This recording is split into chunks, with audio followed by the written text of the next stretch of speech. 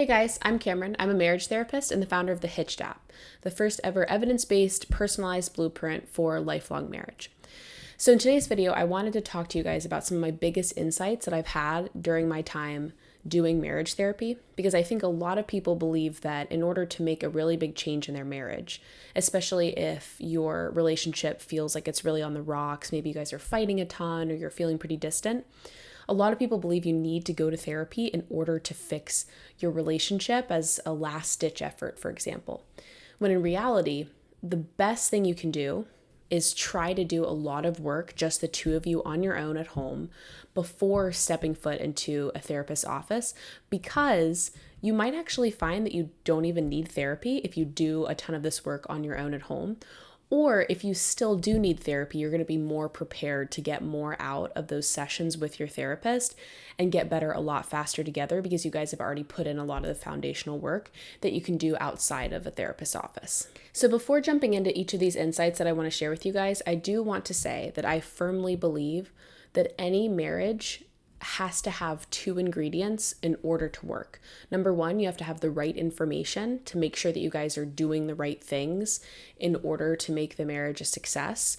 That's what I'm planning to give you today, is that correct information. And then number two is a buy-in from both spouses. You guys both have to be committed to making your relationship better if you want it to work.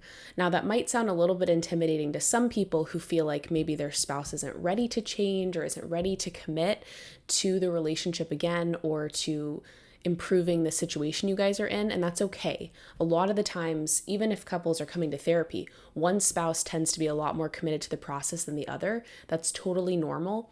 If you feel like you're that more committed spouse, you can do a lot of good for your relationship and yourself and your spouse if you lead by example. So show your spouse all of the wonderful things that your relationship could have if you were both putting in as much effort as you're putting in. For example, ask yourself the question, how great could your marriage be if you were a perfect person?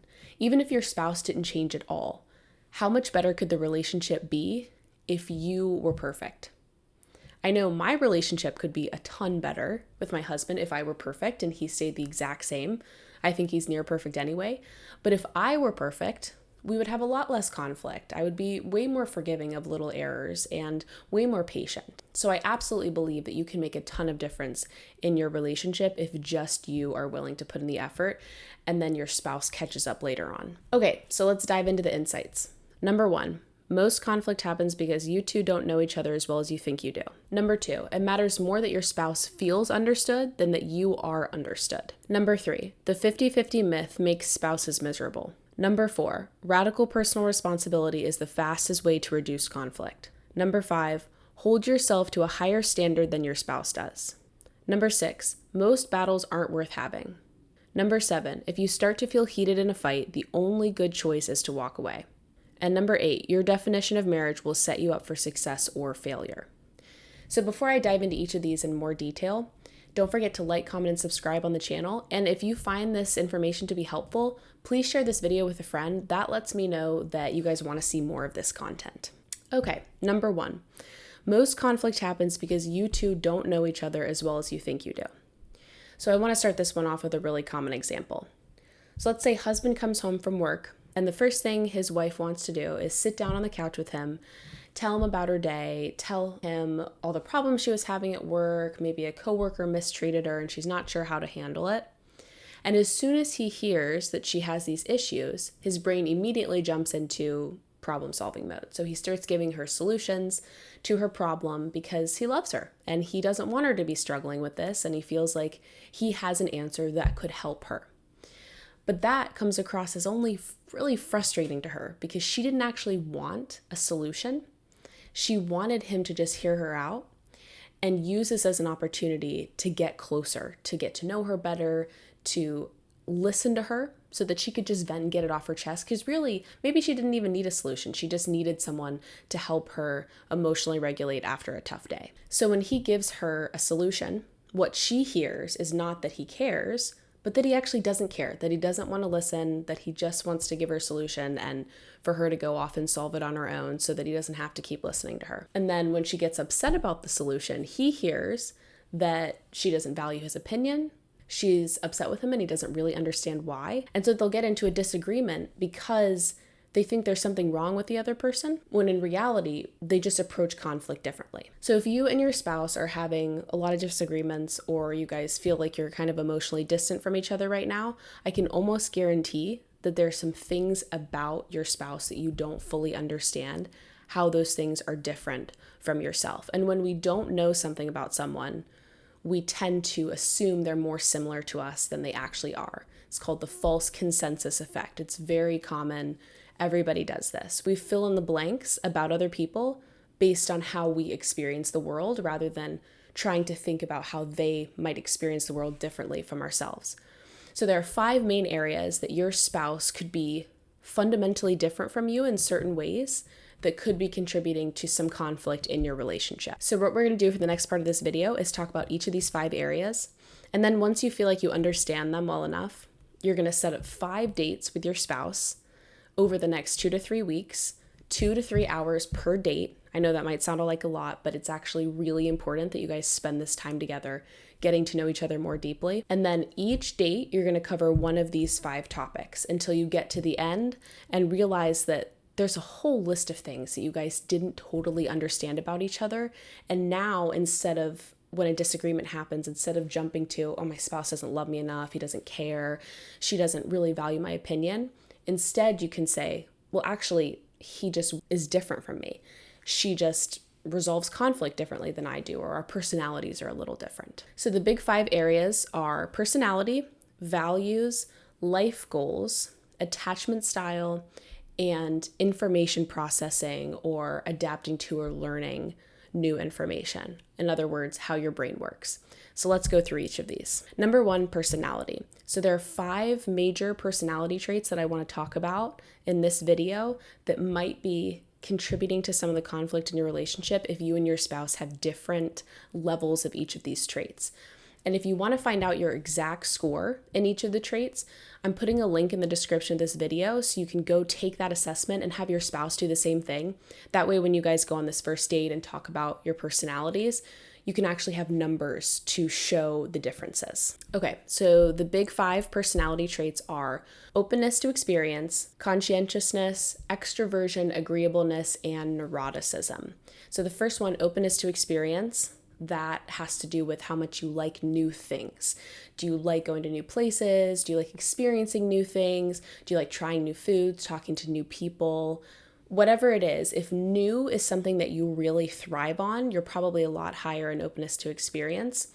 In addition to, if you really like working with abstract ideas, you're very creative, you like intellectual concepts. Whereas on the other hand, if you're lower in openness to experience, you probably prefer predictability, stability, tradition. You probably really value how things have always been done, whether it's the tradition of your culture, community, or your country, or just how you have always done things. You probably like doing the same things or the same hobbies or spending time with the same people that you've always been with. That just gives you more confidence and you're more comfortable with that. Next is conscientiousness. So someone high in conscientiousness, they're very driven, they're very goal directed. Everything they do in their life is driven towards the next goal they have. And as soon as they accomplish that goal, they're on to the next one.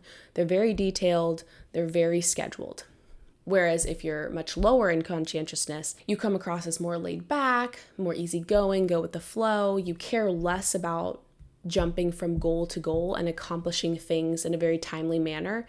You might also struggle with being on time or being a bit messy or a little bit disorganized. Next one is extroversion. So if you're very extroverted, it means you're very outgoing, sociable, you like being in big crowds, you probably really thrive off of or get a lot of energy from being around a lot of people. Versus if you're very introverted, it's the opposite. You probably prefer to be on your own more or with one other person that you really love, like your spouse or a small group of people who you really trust. And if you do go out in large crowds or spend time around a lot of new people, you probably need more time to recharge that social battery. Next is agreeableness. So this is a really big one for potential conflict between spouses. If you're high in agreeableness, it means that you tend to prioritize someone's feelings over being right or winning an argument. So you care much more about cooperation, teamwork, taking care of other people. You're very compassionate, versus if you're more disagreeable, you have a much easier time advocating for your own beliefs or standing up against something that you think is wrong, even if you think it's going to upset other people.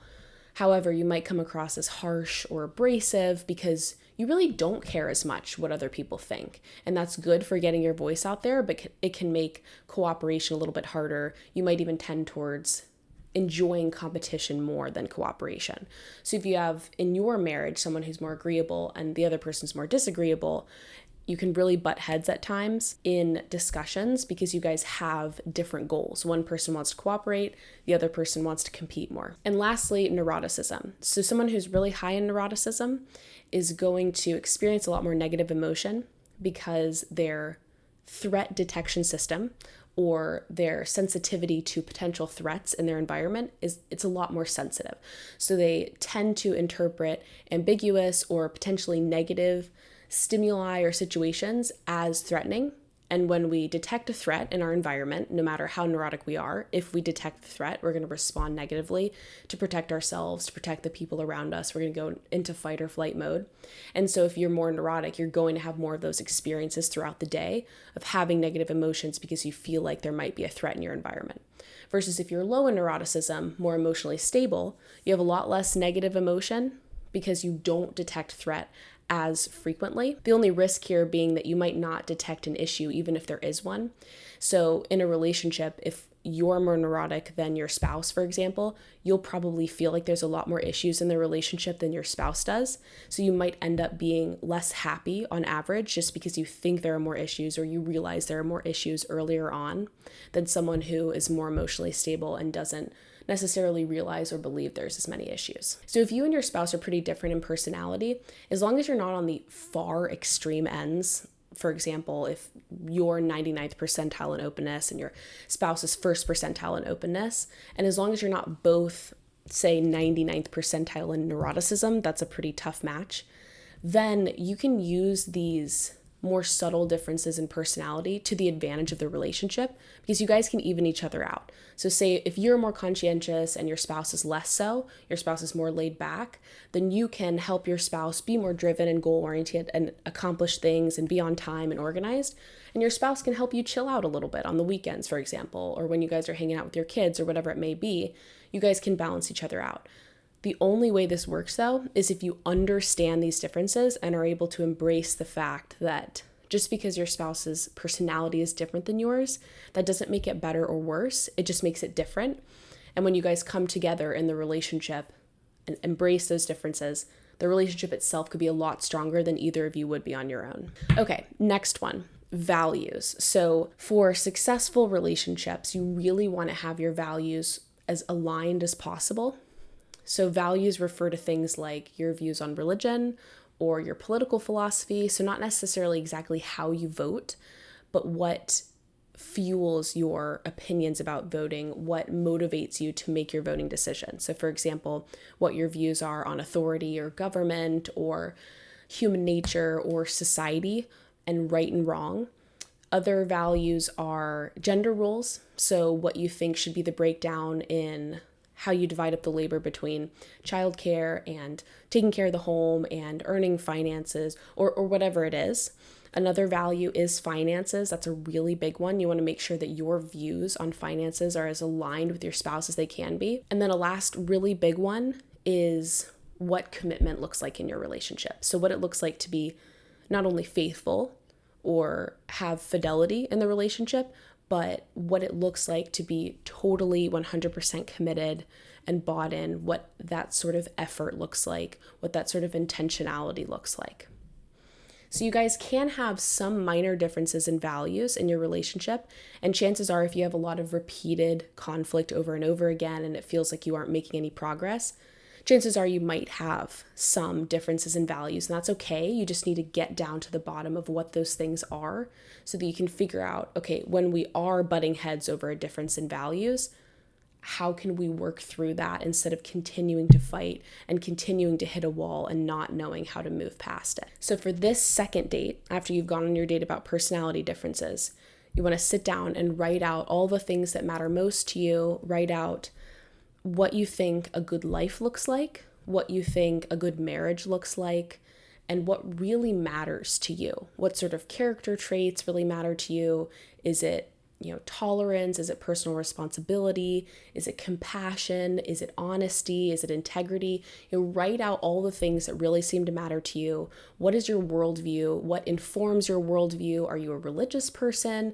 Are you really into politics? What are the things that make you in terms of how you view the world? And then you guys can compare and contrast your lists and your descriptions of yourselves and get to know each other a lot better on this second date about values. All right, third date, your life goals or dreams. So this is also a really big one in that you want to be compatible with each other in your life goals, but you don't have to be identical. So you guys don't have to want to do the exact same thing in your life, but the goals need to be able to align so that while you're accomplishing your goals, your spouse can be accomplishing his or her goals, and you can still be moving in the same general direction based on an alignment of values, even if you're not doing the exact same things with your time.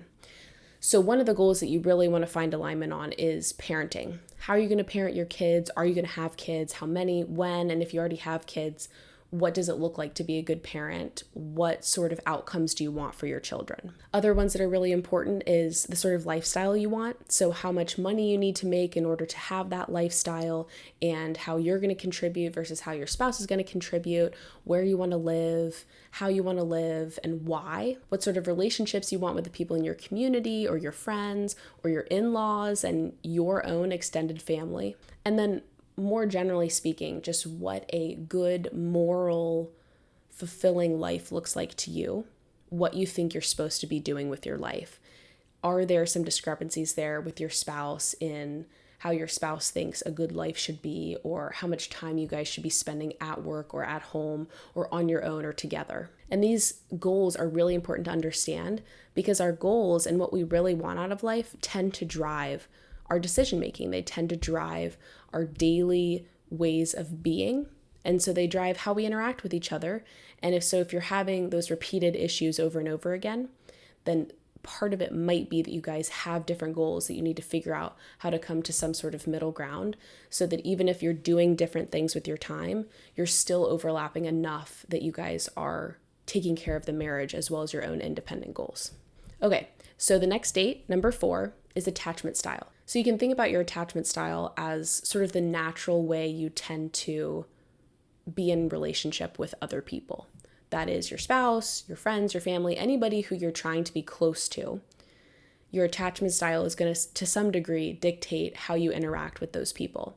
The good news is if you don't have an attachment style that you really like, and we'll talk about in a minute how to figure out what your attachment style is, if you don't love yours, you can change it.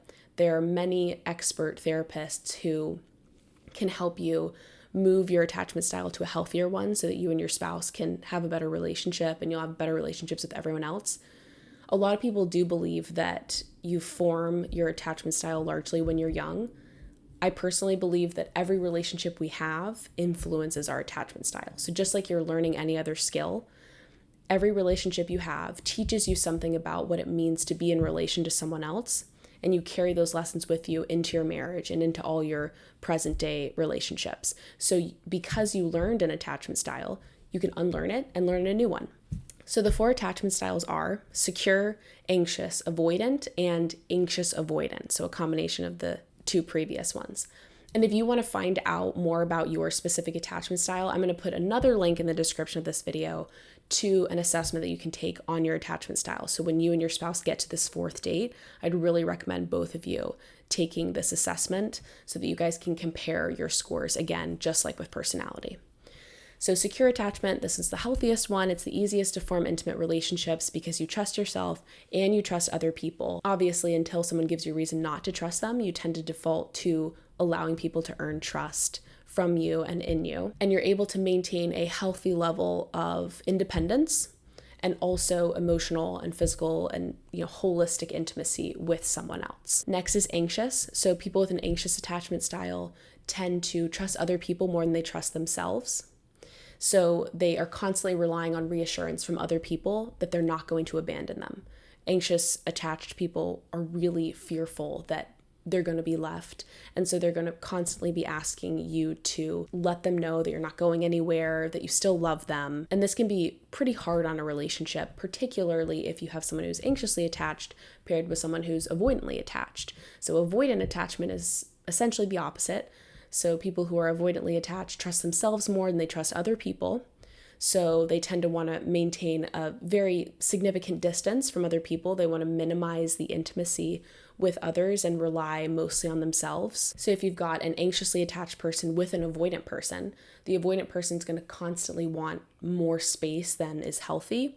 And then the anxious person is going to want to be closer all the time and minimize space as much as possible. So you can see how these goals or these ways of approaching a relationship can really butt heads over and over. And then the anxious avoidant person really struggles in general with any level of emotional regulation, in that they'll oscillate back and forth between trying to get really close to someone at first and then really pulling away without any warning or any explanation about what's going on, and can come across as very unpredictable to other people. So after you take this assessment with your spouse, remember the link is in the description of this video, you guys can talk about your attachment styles, and it'll be super helpful, especially if you aren't both securely attached, to understand where your spouse is starting from. So again, you don't have to stay in that attachment style. You can really learn how to get out of it and get into a more secure attachment style if you aren't already secure.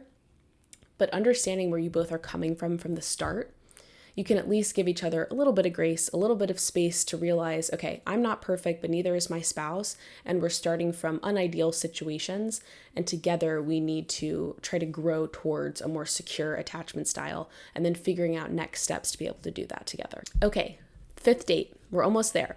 So this one's one of my favorites. It's about basically how your brain works differently, potentially, than how your spouse's brain works. So how you adapt to new information or learn, and how you process information in your environment. So a really common example I've seen here between spouses is that when a husband and his wife will be trying to resolve a conflict, whenever the wife brings the issue to her husband, she's presenting it in a way to give him an opportunity to show her that he cares, to show that he's invested in finding a way past the conflict. However, when the husband hears her come to him with a complaint, he interprets that as an indictment on his own worth or how good of a husband he is. So they're interpreting the conflict very differently, even though they're hearing the exact same words. The wife is hearing in her complaint or her bringing an issue to him as an opportunity for them to work through something together and prove how much they love each other. And he's hearing that she doesn't really love him as much as he wants her to, or that he's not as good as he wants to be of a husband to her. And this is not a character flaw in either of them. It's just a miscommunication. It's just that they process the conflict differently. And this is incredibly common, this specific example, but also just in general, that two people, even when they know each other and love each other very much, will interpret situations incredibly differently, which can lead to the conflict becoming an even bigger deal than it needs to be. So on this 5th date with your spouse, sit down and go over the last week of issues you guys have had. It might even help to record the issues that week in advance. So write down every time you guys have a fight or some sort of bickering or anything, write down what it was about. And then each of you should write down how you interpreted that problem when your spouse said something, what you remember from the issue, whatever it was, what really got under your skin, or what you thought the real problem was and how you reacted to it. And then on your date, you can go through each of those issues and compare your notes and figure out, okay, maybe I was approaching the situation this way, but you were approaching it this way. And so how can we better explain in the moment to each other what we're thinking, what we're feeling, that way we're on the same page. All right, let's move on to insight number 2. So it matters more that your spouse feels understood than that you are understood. So this has to do specifically with conflict resolution. So I'll give you guys an analogy to explain the point. When two people approach a conflict, especially if they've been having a lot of fights and stuff lately, they'll typically approach an issue on opposite sides of, say, a boxing ring, for example. So it's like you're both coming into it ready to fight each other, when you actually want to be shoulder to shoulder with your spouse, facing the issue together as a team. So instead of viewing your spouse as the obstacle, you both want to be on the same team facing some sort of external obstacle that you have to deal with together. So the only effective way to shift from squaring up against each other to fight to being next to each other, side by side, to conquer a goal together or to solve a problem together, is by first trying to understand where your spouse is coming from. So this is really going to help, because it's not only going to help you better understand why your spouse is upset, which is always important because then you can be more effective in your communication, but it's also going to make your spouse disarm a bit. So she's going to, put down the weapons, and she's going to be able to look at you as her spouse again instead of her opponent. Essentially, you two can't negotiate and battle at the same time. And when you aim to understand where she's coming from, you're going to shift the conversation from a battle to a negotiation where you're both working together instead of working directly against each other. This is not only going to shorten your conflicts when you have them, but it's also going to prevent some benign, normal conversations from spiraling out of control into a big fight. Insight number 3, the 50-50 myth makes spouses miserable. So I think a lot of people today believe that a fair marriage looks like both spouses doing about 50-50 on every single household task or all things related to childcare or earning an income or whatever it may be. That a lot of spouses think that if they're not both about equally invested in time and energy and resources into all the different parts of running a life together, that things aren't fair. The problem with that, though, is a couple things. Number one, it's not flexible at all. So when life circumstances change, let's say your wife gets pregnant and she can't do as much around the house because she's exhausted all day, or she's super nauseous and she can't stand to be around the smell of cooking meat or trash or anything like that. Or let's say your husband gets a promotion at work and he has to start working more hours. In those life transitions, if we have this very strict idea of 50-50, it's going to bring some real resentment that we no longer have this fair split. But in reality, if we can shift our mindset away from 50-50 towards 100-100, meaning you're both putting in 100% effort every single day, you're doing the best you can for each other in the marriage every single day, not only is that going to help you guys give each other the benefit of the doubt, you're going to be more flexible through these different life transitions, and you're not going to have this long list of rules and to-dos that you both have to satisfy in order to keep each other happy. You're going to be able to just say, okay, my wife forgot to take out the trash tonight. She didn't do that to spite me. She loves me. I'm just going to do it, and she'll remember next time. And even if she doesn't and something's not working out, we can just reassess each thing that we're responsible for, or we can be a little bit more flexible in covering for each other, assuming that we're both doing as much as we possibly can in order to make the marriage work. I think the shift to 100-100 instead of a 50-50 split is really great too, because it allows you to be okay with letting some of the non-essential things slip when you two are both really busy. So let's take our previous example. Let's say your wife is pregnant and you got a promotion at work, so you're working a ton more and she feels like crap and the house is messy and the trash hasn't been taken out and it's 1 or 2 days past when it should, or the laundry's piling up. As long as you have clothes to wear and as long as you're not attracting rats, if you guys both buy into this 100-100 and can honestly say to each other and yourselves that you're doing everything you can for the marriage, you'll know that it's okay to let those little things slip, especially in the difficult transitional moments or when you guys are under a lot of stress. And you won't point fingers and say, this is my spouse not trying again, or, my husband doesn't care, or my wife doesn't love me. You can instead say, I'm doing the best I can. My spouse is doing the best I can.